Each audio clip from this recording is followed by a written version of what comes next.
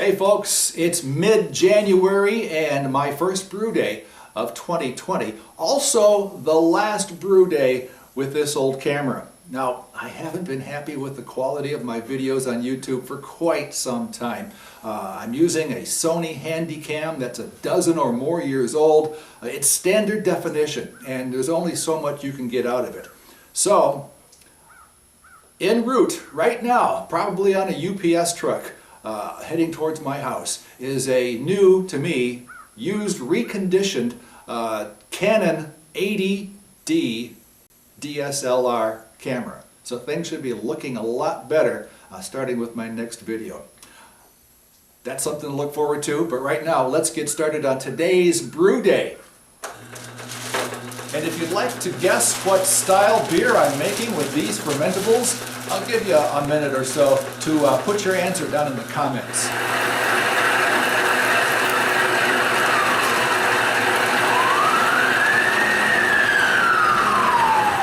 Today I'm using 6 pounds, 8 ounces of Pilsner Belgian malt. 8 ounces of special B malt, and that's all the grains. Later in the boil, I'll add 12 ounces of Belgian D90 Candi syrup.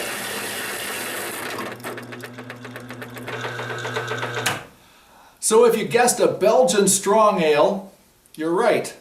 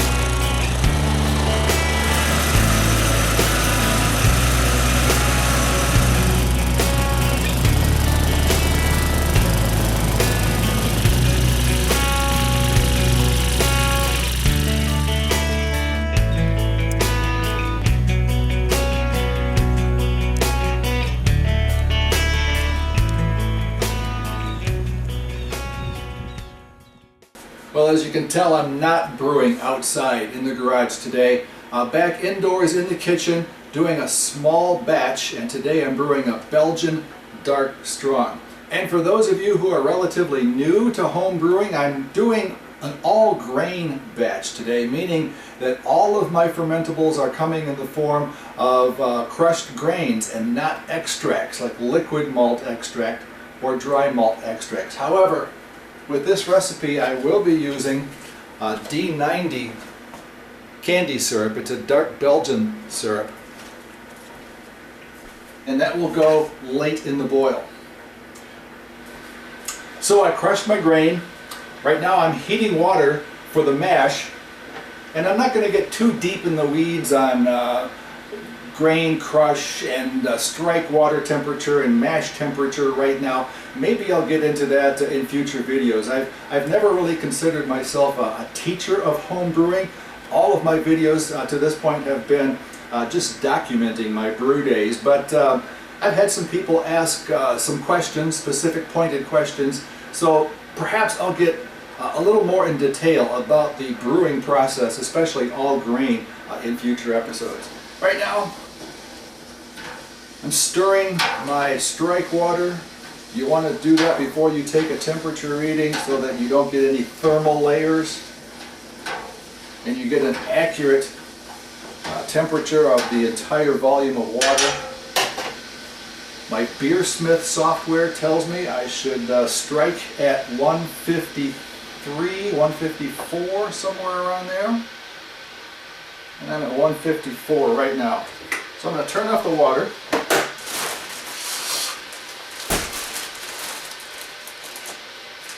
I milled the grains out in the garage directly into my brew in a bag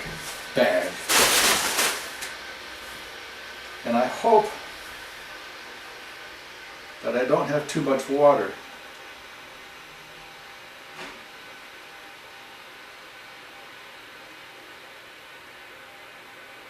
I'm getting real close to the top as I drop this bag. And I'm just barely gonna make it. I might have to take some of this water out just to give me some room to stir. And I'm going to get some clips and clip these handles up so they don't get into the fire. Stay right there.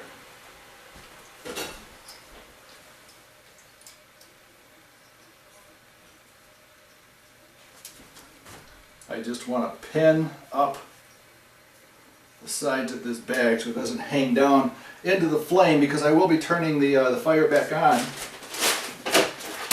to maintain my mash temperature. Now, what I want to do is stir well. The grain can clump, and when it does, the center of it remains dry. It's called a dough ball. And the dry center of those clumps are not interacting with the water to help release those sugars. So let me go grab my my phone. It's got my Beersmith app on it. I believe my mash temp needs to be 148.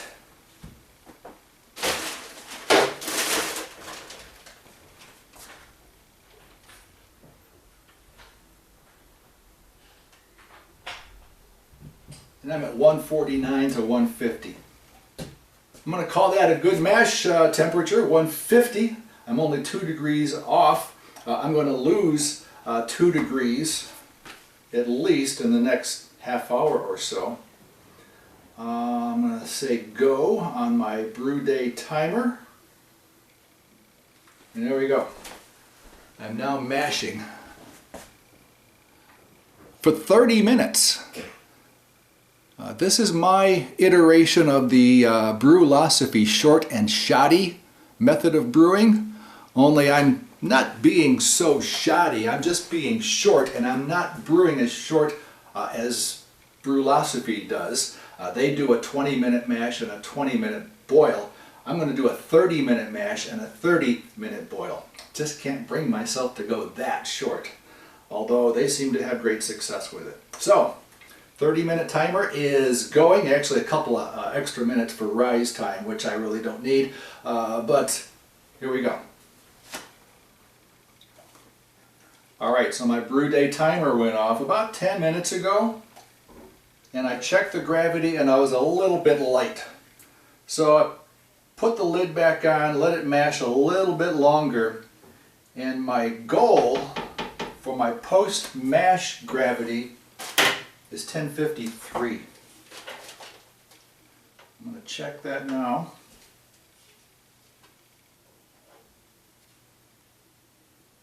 Alright, I'm just under 13 bricks. I've already done the conversion, and that equates to about 1050, just a little lower than 1050 gravity points.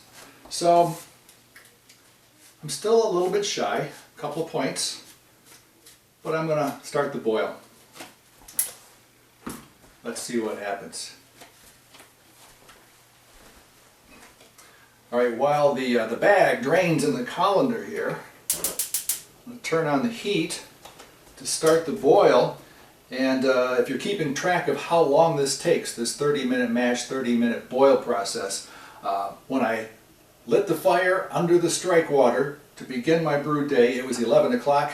It's now 12:08, so just over an hour has passed. Alright, the wort is just about starting to boil. I've started my brew day timer, and the first thing that I need to add to the boil is my hops, my first addition of hops. And this is Styrian Goldings. I'm adding a whole ounce.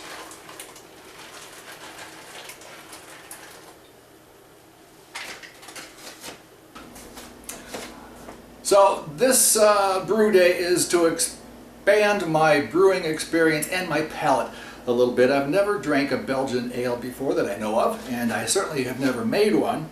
But I saw an episode of Basic Brewing Video, and they made one that looked pretty darn tasty. And then at the at the beer and wine store, Cork and Ale in Saginaw, looking for some Christmas beers around mid-December, I found this made in Belgium. It's called Nice Schoof, and it's a dark ale, Belgian dark ale brewed with spices. And it was that label that caught my eye. Look at that. A couple of little gnomes, all bundled up, warming up around the fire. It's pretty darn good too. Then while at Meyer from New Belgium, the company known for their fat tire, I saw they had this, a triple. So I bought a 6-pack. Pretty darn good. So I went back and bought another 6-pack. So here we are making a Belgian dark strong ale today.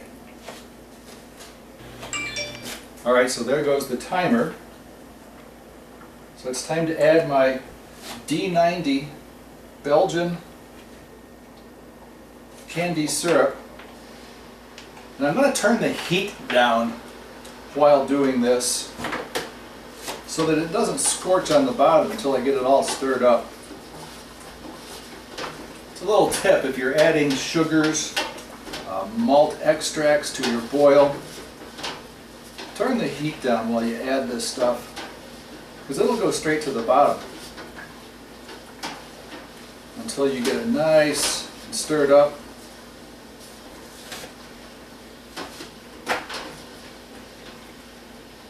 And all mixed into the wort. Alright, what else do I add at 15 minutes? I add Horflock yeast nutrient, and that's it.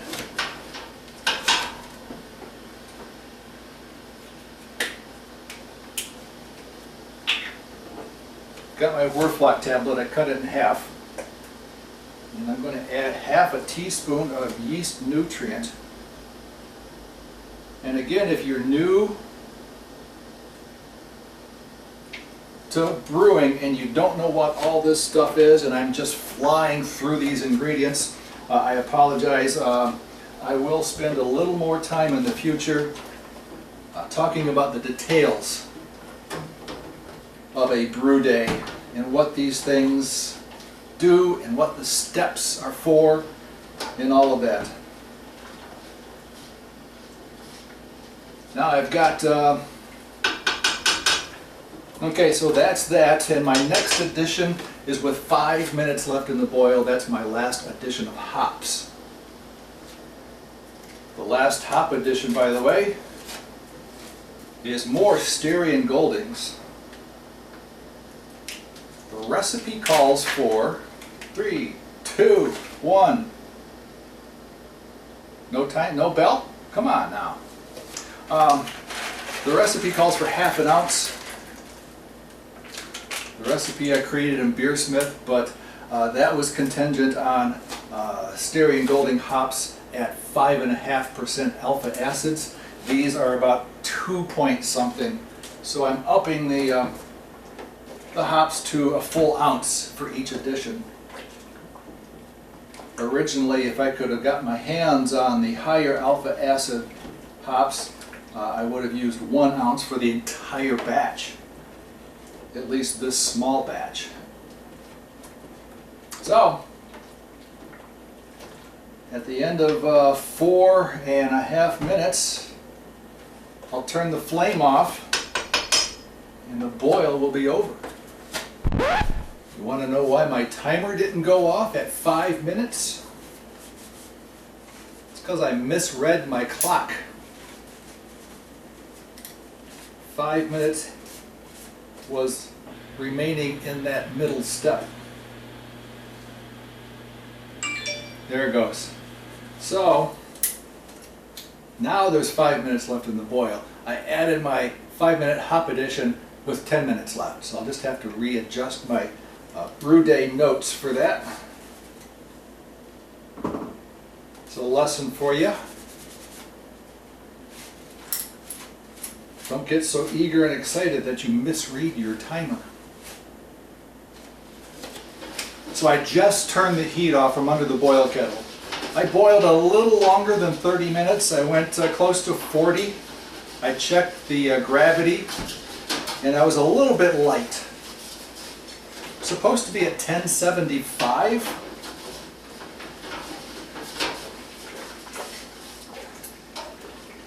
And that needs to be somewhere in the neighborhood of 18 bricks.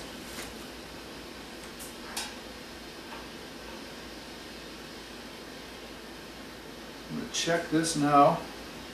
And again, I just turned the heat off, so this is pretty warm. I'll let this cool down. Alright, I'm right at 18 bricks, which is about 1074 point something. My target was 1075. I'm liking that. I'm good.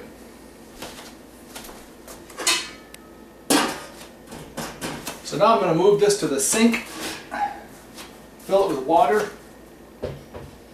add some ice,